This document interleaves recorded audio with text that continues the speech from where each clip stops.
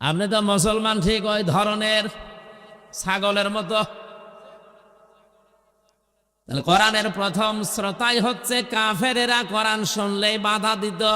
এখন যদি বলেন না, ও হাজী সাহেবর নামের আগে মোহাম্মদ লেখা আছে। আরে ভাই, ও হজ করে এসেছে কাবা শরীফ থেকে, আর কাবার সভাপতি ছিল আবু জেহেল। ও তো শুধু একবার হজ করে চলে এসেছে, আর ওই ঘরের সভাপতি ছিল। কোরআনের শ্রোতা 2 নম্বরে তারা, ওরা শুনতেও আসে, বিশ্বাসও করে। আমির হামজা বানিয়ে বলবে না, আল্লাহর কথাই বলবে, শোনেও মন দিয়ে। ওয়াইদা কিলা লাহুম তাআলাউ ইলা মা আনজালাল্লাহু ওয়া ইলার রাসূলি রাআইতাল মুনাফিকিনা ইয়াসুদ্দুনা আনকা সুদুদা।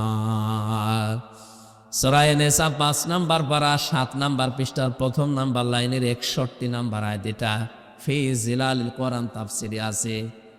হে নবী, যখন ওদেরকে বলবেন আসো আল্লাহর বিধানের দিকে, রাসূলের আদর্শের দিকে, রাআইতাল মুনাফিকিনা, আপনি দেখবেন মুনাফিক যারা, ওরা শুনতে এসেছিল, বিশ্বাসও করছিল, কিন্তু যখন দেখবে যে এগুলো তো আমাদের বাস্তবের সাথে মেলে না, কারণ আমরা যে রাস্তা